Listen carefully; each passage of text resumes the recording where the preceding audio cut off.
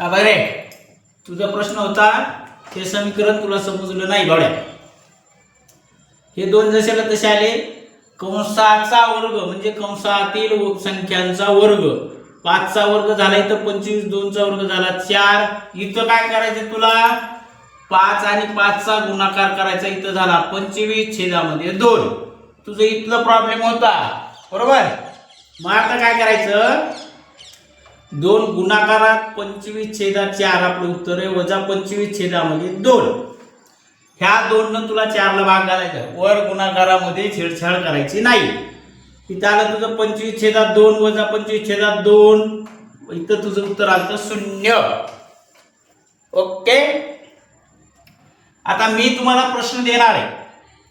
पटकन उत्तर काढायचं. चटकन त्याचे अवयव पाडून मला सांगायचं. बघ समजलं का. हा अशा प्रकारचं होतं. आणि हे असं समीकरण इथं 5 न गुणलं म्हणून 25 आले.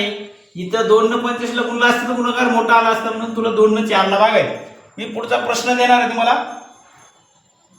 त्या बहुपदीचे अवयव तुम्हाला पाडायचे. पहिला प्रश्न घ्या. 1 चा वर्ग वजा 4.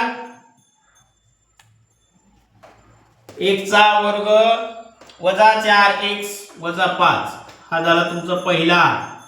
दुसरा प्रश्न देणार आहे मी तुम्हाला. a चा वर्ग वजा 25 आणि तिसरा प्रश्न आहे 2m चा वर्ग. आपण सोडवलेलं समीकरण